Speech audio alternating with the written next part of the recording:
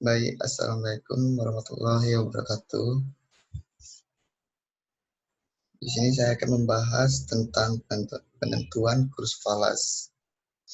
Sebelumnya saya akan memperkenalkan nama saya sendiri.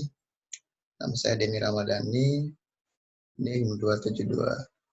Baik, mungkin langsung saja penentuan kurs falas. Banyak para pelaku bisnis dalam pasar internasional amat peduli mengenai penentuan kurs falas. Dan mereka ini amat mempengaruhi biaya dan manfaat bermain dalam perdagangan barang, jasa, dan surat berharga. Di dalam penentuan kurs falas, ada pun faktor-faktor yang mempengaruhi atau faktor-faktor fundamental yang mempengaruhi penentuan kurs falas. Jadi faktor-faktor fundamental ini yang diduga keras mempengaruhi kurs falas adalah jumlah uang beredar, pendapatan relatif, perbedaan inflasi, perbedaan suku bunga, dan permintaan serta penawaran aset di kedua negara. Di dalam penentuan kurs falas terdapat beberapa analisis. Yang pertama ini analisis dengan cara pendekatan neraca pembayaran atau monetary approach. Yang kedua ini pendekatan moneter atau monetary approach. Yang ketiga pendekatan keseimbangan portofolio atau portfolio balance approach. Nah, jadi kita masuk yang pembahasan pertamanya, masuk ke analisis yang pertama yaitu pendekatan neraca pembayaran atau balance of payment approach. Pendekatan neraca pembayaran menekankan konsep aliran flow concept. Menurut pendekatan ini, kurs falas ditentukan oleh aliran penawaran dan kondisi permintaan dalam pasar falas. Permintaan akan falas datang dari individu atau pedagang yang melakukan pembayaran kepada orang asing dalam mata uang asing.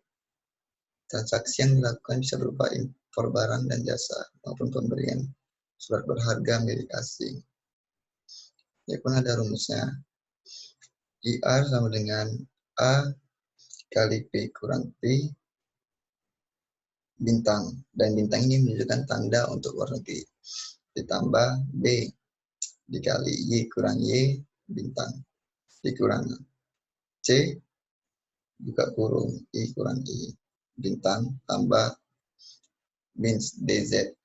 Dengan keterangannya IR sama dengan exchange rate atau kurs falas. P sama dengan harga, Y sama dengan pendapatan, Z sama dengan variabel lain misal kebijakan. Tanda bintang sama dengan menunjukkan tanda untuk luar negeri. Selanjutnya, jika A lebih besar 0 atau bertanda positif, artinya jika harga domestik naik dan harga LN tetap, maka daya saing produk DN turun dan ekspor akan turun. Maka cadangan devisa turun, sehingga kurs rupiah atau dolar terdepresiasi atau kurs dolar atau rupiah IR terapresiasi. Jika B lebih besar 0 atau bertanda positif, artinya jika pendapatan nasional naik dan pendapatan LN tetap, maka impor akan naik, maka cadangan devisa turun. Sehingga kurs rupiah atau dolar, US dollar, terdepresiasi atau kurs US dollar and rupiah terapresiasi. Jika T lebih kecil 0 atau bertanda negatif, artinya jika suku bunga domestik naik dan suku bunga LN tetap, maka akan menarik valuta asing atau modal asing masuk sehingga cadangan devisa bertambah. Maka kurs US dollar atau rupiah akan terapresiasi atau kurs US dollar atau rupiah mengalami depresiasi.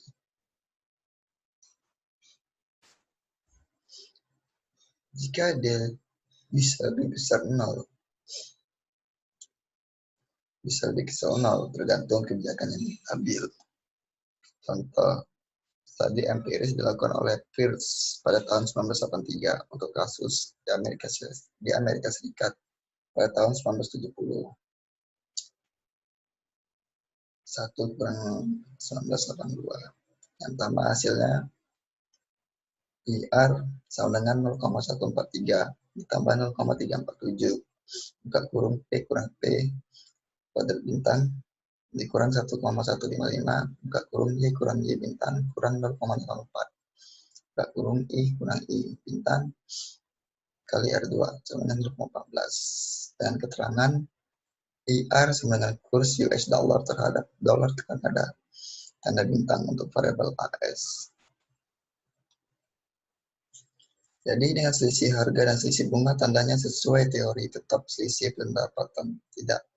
Tapi ketiganya tidak signifikan mempengaruhi R. Ini sesuai dengan nilai R2 yang kecil, yaitu 0,14. Artinya hanya 14% naik turunnya kurs US dollar terhadap dolar Kanada yang dapat diterangkan oleh naik turunnya variabel selisih harga, selisih bunga, dan selisih pendapatan. Artinya untuk kasus yang diteliti pendapatan, yang diteliti pendekatan neraca pembayaran tidak terbukti. Menurut teori pendekatan moneter, kurs valuta asing bukan ditentukan oleh permintaan dan penawaran valuta asing yang disebabkan oleh aktivitas pedagang barang, jasa, dan lalu lintas modal, tetapi oleh permintaan dan penawaran uang. Bila dirumuskan dalam fungsi IR sama dengan alfa buka kurung M kurang M tutup kurung dikurang beta buka kurung Y kurang Y bintang tambah lambda buka kurung I kurang I bintang dengan keterangan IR sama dengan exchange rate atau kurs falas, M sama dengan jumlah uang beredar, Y sama dengan pendapatan, I sama dengan suku bunga tanda bintang menunjukkan variabel luar negeri. Di dalam pendekatan moneter, jika alfa lebih besar 0 atau bertanda positif, artinya jika jumlah uang beredar domestik bertambah dan jumlah uang beredar akan tetap, maka nilai tukar rupiah atau US dollar mengalami depresiasi atau US dollar atau rupiah sedangkan IR mengalami apresiasi. Beta lebih kecil 0 atau tanda negatif. Ini bertentangan dengan teori neraca pembayaran, artinya jika pendapatan nasional naik dan pendapatan PLN tetap, maka akan ada kenaikan permintaan uang. Jika JUB atau penawaran uang tetap, maka harga domestik akan turun. Dan ini akan mendorong ekspor. Lebih besar devisanya naik dan terapresiasi rupiah atau US dollar atau depresiasi US dollar atau rupiah dengan IR. Jika lambda lebih kecil 0 atau bertanda positif, ini juga bertentangan dengan pendekatan neraca pembayaran. Artinya, jika suku bunga domestik naik, suku bunga LN tetap, maka permintaan uang domestik turun. Jika penawaran uang tetap, maka ini akan menyebabkan depresiasi rupiah atau US dollar, harus apresiasi US dollar atau rupiah. Di dalam pendekatan moneter ada dua versi pendekatan moneter. Yang pertama versi harga fleksibel atau flexible price version. Yang kedua versi ketegaran harga atau sticky price version. Yang pertama versi harga fleksibel. Analisis versi ini pada dasarnya menggabungkan teori kuantitas uang dan teori paritas daya beli atau purchasing power parity. Diasumsikan bahwa permintaan dan penawaran uang di masing-masing negara ditentukan oleh harganya sendiri. Harga di kedua negara ini dihubungkan oleh kurs falas. Yang kedua, versi ketegaran harga. Analisis ini ada dua asumsi yang direvisi oleh versi ketegaran negara atau Keynesian dalam pendekatan moneter. Pertama, suplai uang di masing-masing negara adalah endogen. Artinya suplai uang dipengaruhi secara positif oleh suku bunga pasar. Terakhir ini ada pendekatan keseimbangan portofolio.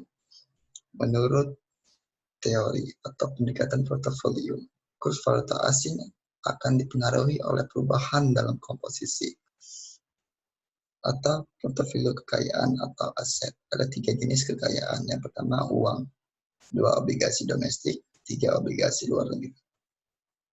Thank you. Mungkin itu aja yang bisa saya sampaikan.